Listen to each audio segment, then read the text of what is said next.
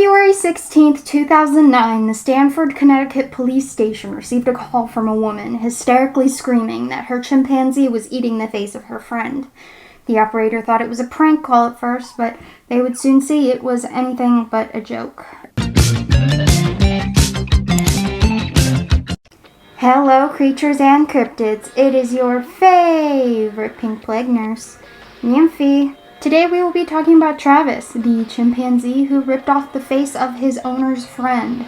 Before we start, look at this toy dinosaur I got. Doesn't it kind of look like Simon? Neat, huh? I don't know, I just think he's very special. This is going to be a long video because, if I'm honest, I actually worried that this video would be too short, but if you can probably see, I reckon that it is longer than most of my videos. Because I thought I would not have enough information, and before I knew it, I went down a rabbit hole and I had too much information.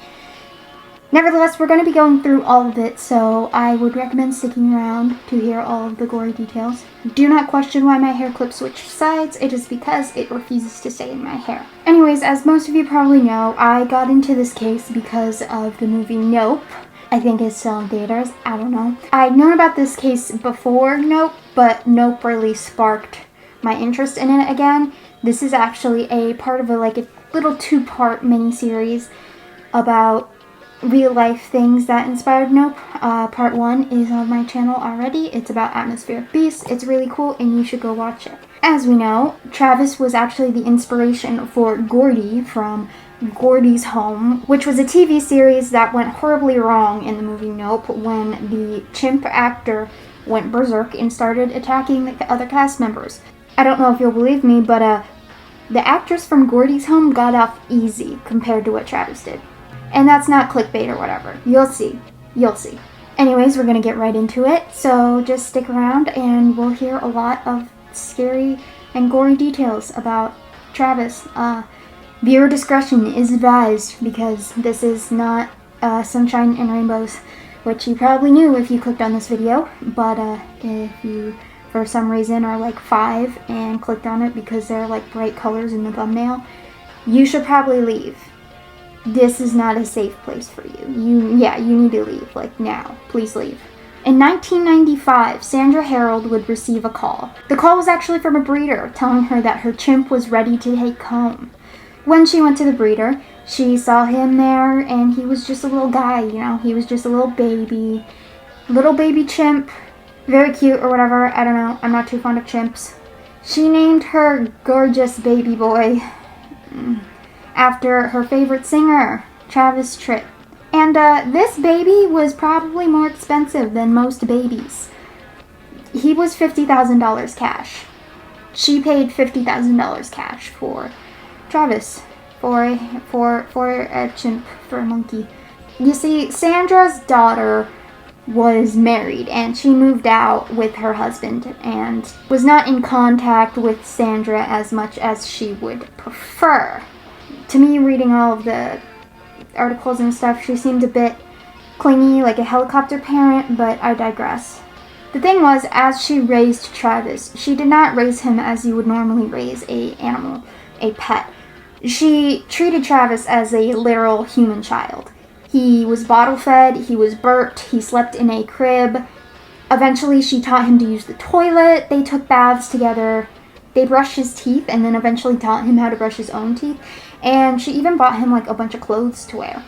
Eventually, when he was old enough, he actually slept in bed with Sandy, which is short for Sandra, it was her nickname, and her husband Jerry. Hello, this is Editing Nymphy. I'm recording this on my phone, so it probably sounds horrible. Forgot to say that my mom told me a story of how apparently I have a great uncle or a great uncle, some sort of uncle with a great in it that had like a pet monkey, right? And he slept with the pet monkey, like they slept with Travis. But he also let the monkey drink beer. I think he also let it smoke too. I'm not sure what was going on there. Don't let your animals smoke or drink, really. I don't think that's a good idea. But anyways, it slept in the same bed as him, and one night he accidentally rolled over on it in his sleep and it died. So yeah, don't sleep with your animals if they're small enough to roll over on them and die, I guess. I don't know what was going on with I don't know what was going on with him. Never met him, but he sounds like an interesting person to be related to, I guess. Don't feed your monkeys alcohol or cigarettes, please. Travis would be taken to work with them almost every day at their tow shop, and they very much treated him like a son. Eventually, Sandy's daughter, named Sue, would divorce and move back home with her son.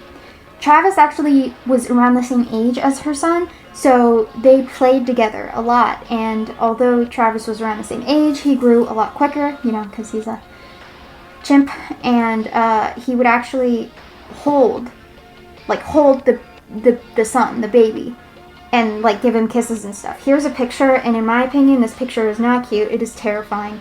Why did they have to make him look like this is really not helping your case. He looks terrifying. Are we really surprised that he did something? Why are you letting him hold the baby?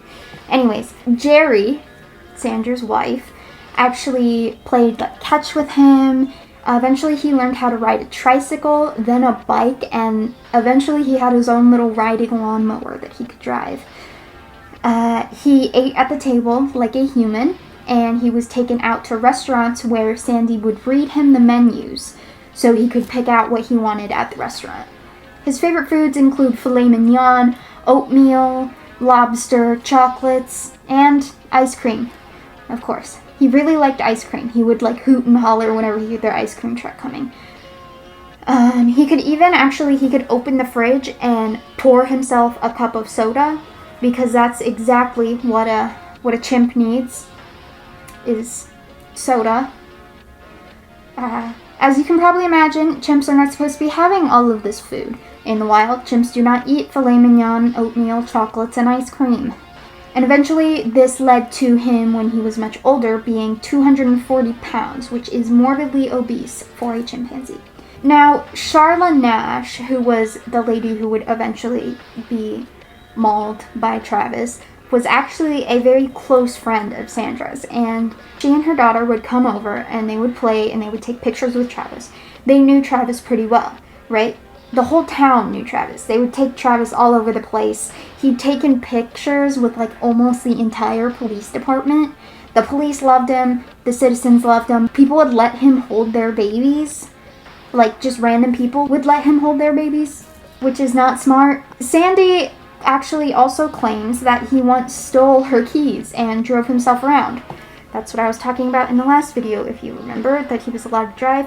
Well, technically he wasn't allowed to drive unless you count the riding lawnmower, but regardless, it was very much treated as oh ho ho, he got my keys and he drove around, the silly little guy.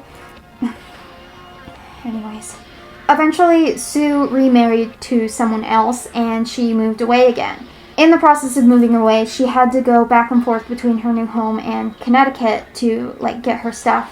And unfortunately, in one of the trips back to her mom's house, she was in the car alone with her baby girl, her new baby girl, and she got in a wreck. The baby was fine. The baby was uninjured, but unfortunately Sue was dead. Sue died. This obviously left Sandy extremely depressed. She ended up blocking out everyone in her life except for Travis and her husband Jerry. She now actually considered Travis her only child, which I don't know how to feel about that. Eventually, Travis would mature and grow up, and he would start actually drinking wine every night with Jerry. It was a little nightly routine they had. They would have a glass of wine together every night and watch sports. One day while they were in a car, Travis would actually break loose from the car. He would just open the door and he got out. He ran amok around for 2 hours just because someone threw a soda can at him and he threw a fit.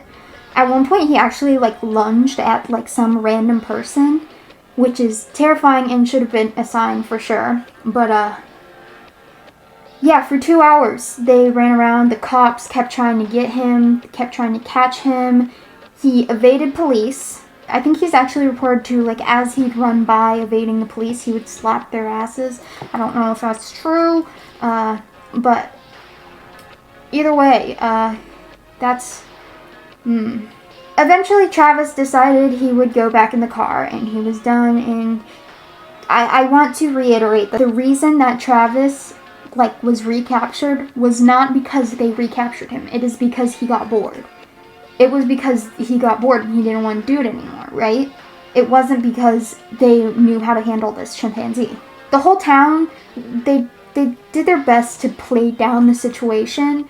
They just described it as, like, playful and cute. And since they made so light of it, no legal action was taken because they didn't really want to have trouble with this, like, local celebrity, you know. People would be upset if they had to, like, remove Travis or whatever.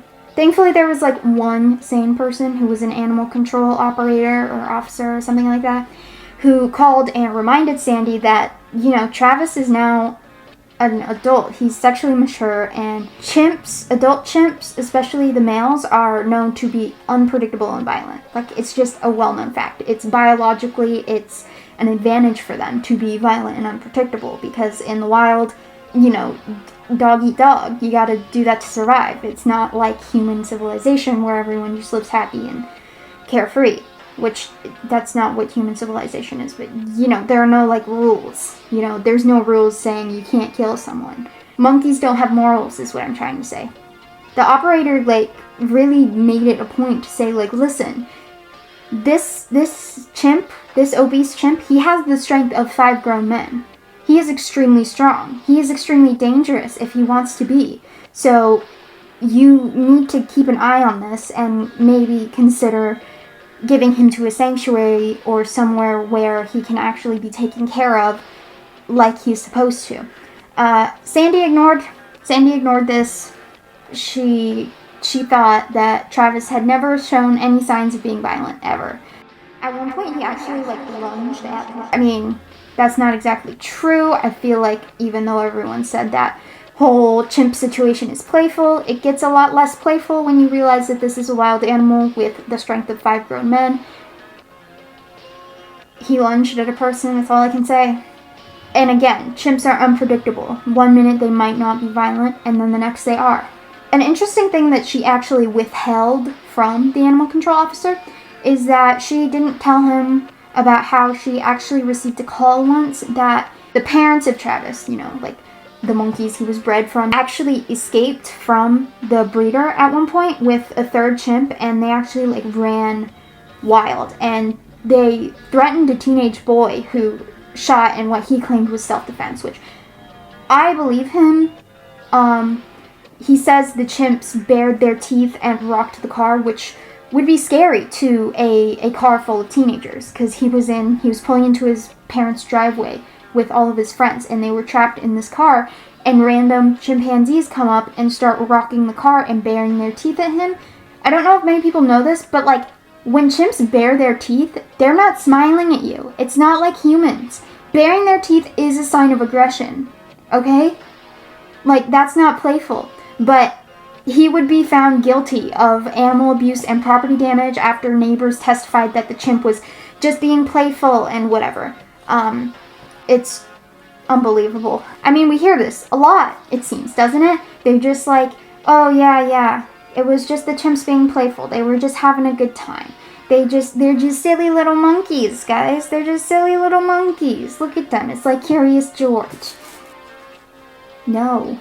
Just keep in mind that Travis has a genetic history of violence. They had a good life besides that for a while, until, unfortunately, in 2005, Jerry, he unfortunately passed, and it impacted Travis and Sandy greatly. Like I said, after her daughter died, she really only had Travis and Jerry, because she blocked all the other people in her life out. So having Jerry die was really hard on her, and it was hard on Travis too, you know. You know how it is when animals don't really understand the concept of death, so one day their owner just stops coming home. That's tough. And so, you know, Travis, he never really quite recovered from that, I guess.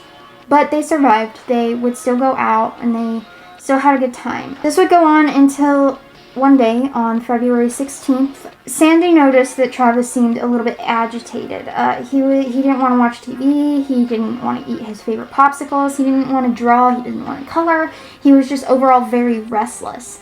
So in an attempt to maybe calm him down a little bit, she laced his tea with Xanax. Yeah, she laced his tea with Xanax. Do I really need to say anything? She was still really concerned, though, so she called Charla, right? She called Charla up, and now, as she was calling Charla, Travis was actually outside of the house, running from car to car, because he wanted to go for a ride. I'm assuming he ran from, like, parked car to parked car, because I assume that they had parked cars in the driveway. But who knows? He could have been running to moving cars. It's not specified. But, Travis refused to come inside. He didn't want to go inside. He refused to come inside. He was not coming inside. As we already know, you can't really coax a chimp to do something he doesn't want to do until he just feels like he's bored of whatever he's doing now. This part is a little bit, it's actually disputed between Sandy and Charla. Sandy says Charla volunteered to come over to help her try to coax Travis to come back in, and Charla said that Sandy asked her to come to help coax Travis in. In any case, Charla came, and at around 3:40 p.m. she arrived, and she brought his favorite stuffed Elmo toy to try to coax him to come inside.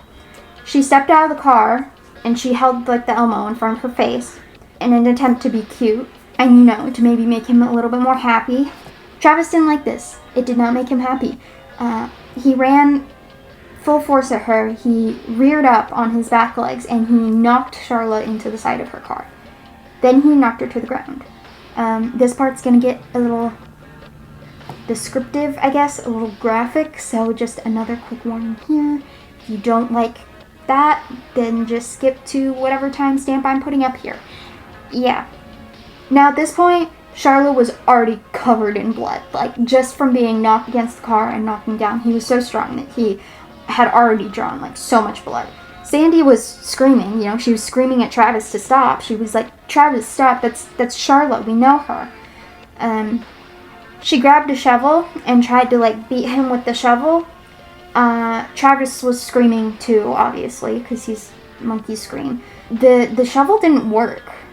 He just screamed and kept going. So Sandy ran frantically into the kitchen.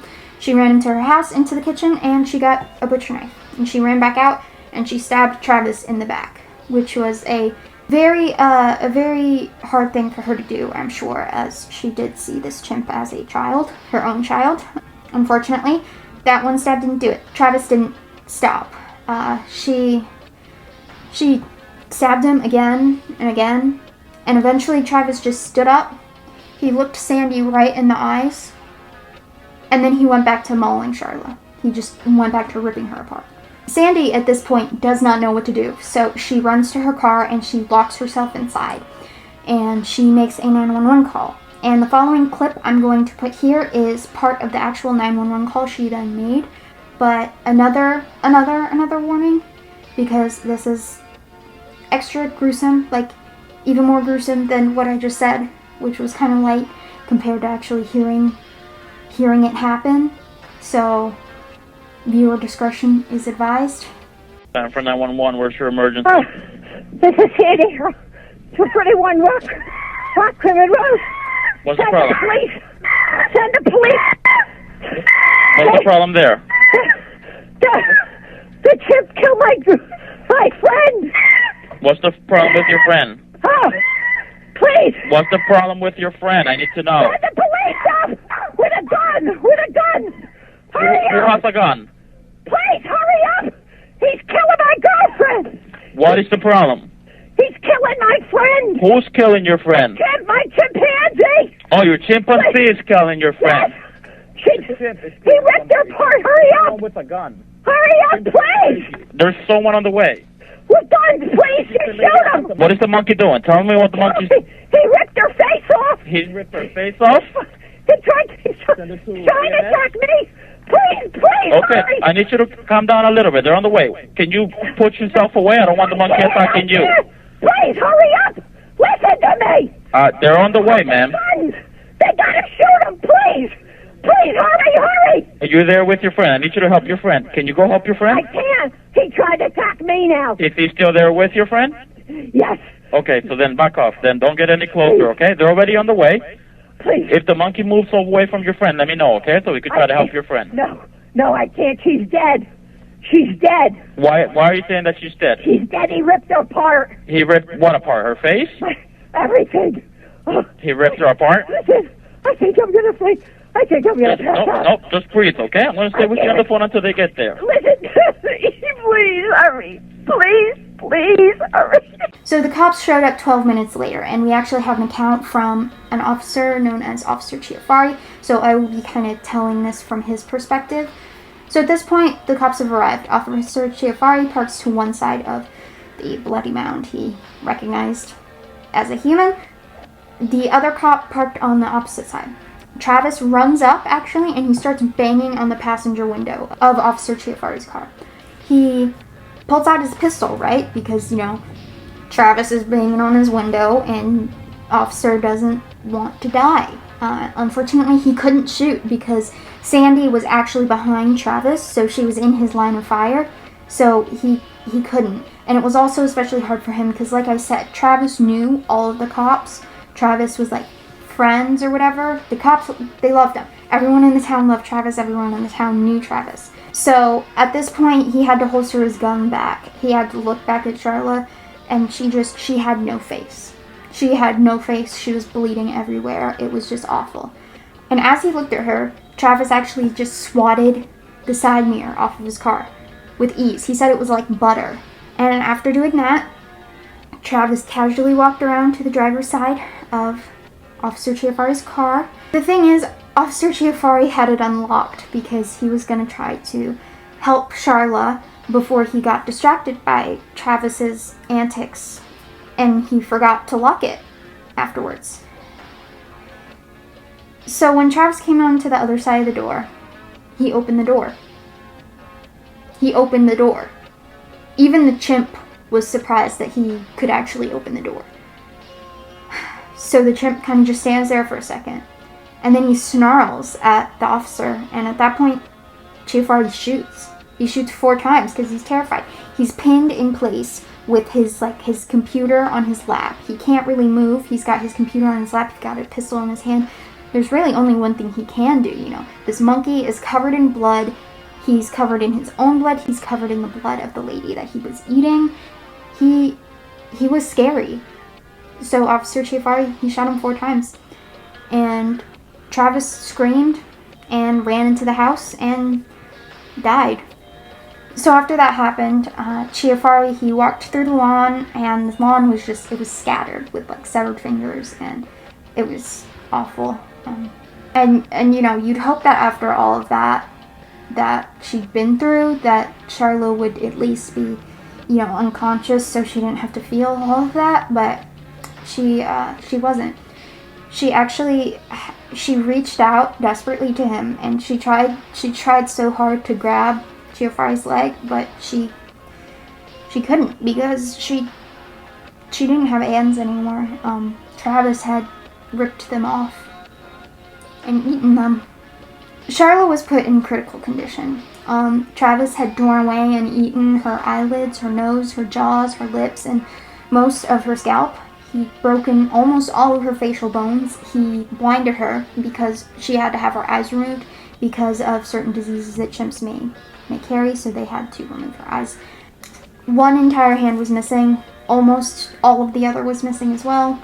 The staff members who had to do restorative surgery on her actually needed counseling because the wounds were so bad. They had to get counseling for what they'd seen. But she survived.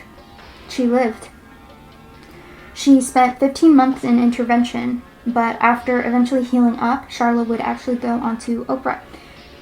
There, she revealed her face, or rather, the lack of her face. And I'm going to show a picture, and I'm going to give a warning.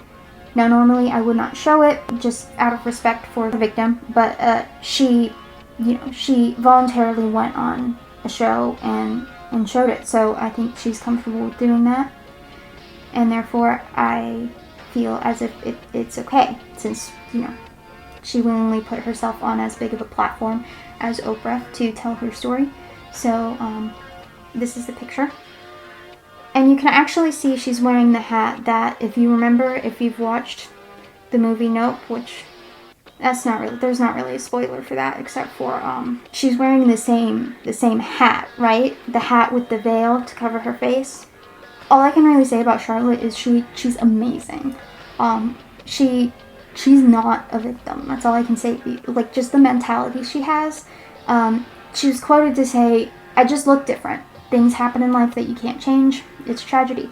But she, even after that, she was still so optimistic and triumphant over this really terrible thing that happened to her. And it was worth it, because in 2016, she was actually used as a test subject, I suppose, for a facial transplant, and it worked. It worked. She got a new face. Here's the picture of her face. They tried to do a hand transplant as well, but unfortunately her body rejected it, so they could not do that. And man, all I can say is she's an angel. She's not mad at Sandy for this. She did sue Sandy. You know, her family sued the Harold family because they had, like, you know, like, just a heaping mound of medical bills. You can imagine how expensive that would be. But even talking about it, she expressed her sympathy for Sandra. You know, Sandra had a really hard life. I mean, her daughter died, her husband died. She watched her friend be torn apart by a chimp and had to actually, like, stab the chimp herself before the chimp died. And it's amazing, because I don't think I would be able to have that strength. You know, I think I would hold that against her for forever. But no, Charlotte's really cool. She's really amazing. I wanted to talk about her for a little bit, you know, just even if it's just for a little bit, because I think it's really important to focus on the victims of things that happened instead of just the perpetrators, because the victims are the real people who should be focused on, because they've been through a lot, and they're amazing. This is actually a bit of a tangent real quick before we go on, but when researching, I found this article here on, like, it was called, like, the animalrights.org or something, but I don't know, it had all of the statistics and all of the information right on it, but at the end they went into how, like, they placed more importance on the fact that it's sad that Travis and, like, chimps were killed when they attack people, which is, like, yes, they're animals, they have no sense of morality, they can't really help it, but the fact that they focused on how sad it was that the chimps were being affected in this, and not focusing on how, you know, people have been mauled, people's lives have been tragically, like, derailed. Some might even say ruined, but not ruined, because they always seem to make the best of their situations, but very much a life-changing, detrimental effect for these people. And I don't know, I think it's a little tone deaf to place more importance on the feelings of monkeys than people, because at the end of the day, they're animals, you know? Anyways, after everything Sandy went through, she was left in rough shape. She slept with Travis's urn, apparently, and she set a large stuffed chimp in a chair in his room. And actually, for a while, she refused to clean up the blood that Travis had, you know, trailed into the house when he was shot. She was really sad, and she just, you know, her heart couldn't take it anymore. And in 2010, she died from an aortic aneurysm, and that is really sad. The poor lady had so much tragedy in her life with her husband and her daughter and chimp. I very much hope that she's resting peacefully, and I do think that she was a good woman, but I do agree with Charlotte that she was very troubled. There was at one point an interview, Sandy did an interview with Today, and it really, like, showcases, like, how attached she was to Travis, like, unhealthily so. She was quoted to say that he couldn't be more my son than if I gave birth to him.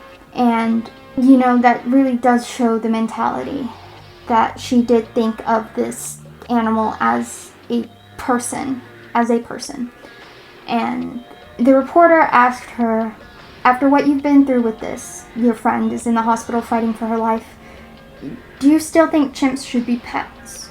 Sandy's answer was, would I have done it again? Yes. They're the closest thing to humans, to us. We can give them a blood transfusion and they can give us one. How many people go crazy and kill other people? This is one incident that I don't know what happened. And this is where I kind of see how much she deluded herself in thinking this, and how kind of this feels tone deaf. It really feels tone deaf, because she watched her friend get shredded by a chimpanzee, and she still thinks that they should be kept as pets. And she makes the point that, people kill other people too. And it's like, yeah, but people also, they're born and they're raised in a society that tells you that murder is wrong, They have that moral compass. Animals don't have that. Animals don't have morality. Animals can't sin. They're just there. They run on instinct. As much as we'd like to believe that they have some sort of morality, they don't. And, yeah, chimps are the closest thing in the animal kingdom to humans, but that doesn't really mean anything. We share 99% of our DNA with bananas. That doesn't mean that they should have equal rights, you know what I'm saying? Almost every animal comes with a sense of danger, but they're usually very low, you know what I'm saying? Like dogs, arguably dogs are the most domesticated animal in the world. So you can have bigger dogs, you can have bigger dogs and not be scared at all, but that's because they've been bred specifically to not attack, to not hurt people. And, those are specific breeds of dogs that are bred to do that. I mean, I know a lot of people say that pit bulls are huge sweeties and that they have a pit bull and pit bulls are great. You can have a pit bull. I do not care. All I'm saying is that I personally would not get a pit bull, because I've seen too many stories of where someone's nice, sweet pit bull was so nice and sweet until they weren't. One day, they would just eat a baby and no one would see it coming. Except for the people who know that pit bulls were bred to be violent. They were bred to fight. Don't you think that they're going to have violence innate inside of them because humans turned them into this horrible amalgamation that had to fight? Yeah, I think it's wrong that they were bred to do that. I also think it was wrong for small dogs to be so smushed and deformed that they now have trouble breathing because humans thought it would look cute. What I'm trying to say here is, I feel like there's a very small percentage of large, strong animals that you can keep in your house. You know what I'm saying? Certain breeds of dogs, labs, goldens, poodles, I don't know. But there are large dogs that are, great pets. It's not what I'm talking about. I just think a lot of, exotic pets, I guess you could say, should not be kept. They're wild. They're wild animals. Lions, tigers, no. No, what the fuck? And you might be saying, oh, this is hypocritical, because you have a bird and you show us your parrot all the time, and parrots are exotic animals. In a sense, they are exotic animals. Technically, they're marketed as exotic animals, right? You can find a bird in a pet store. You can find a bird in a pet store. You cannot find a lion, you cannot find a tiger, you cannot find a chimpanzee in a pet store. Not to mention the fact that my bird, she may have a sharp beak, she doesn't even have the strength of one human, let alone 5. What I'm saying here is, it's big enough to kill you, why are you keeping it as a pet? Why are you keeping it as a fluffy little cute pet that lives in your house? If you're keeping something like that, you need a proper enclosure. And by proper enclosure, I mean something like sanctuary level. They need space to run, they need space to thrive. They need space to be an animal, because they're animals and it's cruel for them to be treated as humans because that's not natural for them. I don't know, it just kind of ticked me off, her thing about how, well, yeah, this is just a freak incident. This is just a freak incident and I don't think it represents all chimps. No, it doesn't represent all chimps, but it represents a large portion of chimps. Not all men? Yeah, no, not all chimps. That's what it sounds like, you know what I'm saying? 39 attacks in 30 years, which in my opinion is too many. Anyways, I have been filming for too long, haven't I? That was all. Thanks for coming through this hell of a ride with me, this horrible, horrible little hellhole, wormhole, something like that. Yeah, I don't know what I'm going to do next week, but whatever it is probably going to be better than this. So remember to drink water, because I sure as hell won't, and I will see you in the next one. Bye-bye. I bite at the hand that feeds me, slap at the face that eats me, some kind of animal cannibal.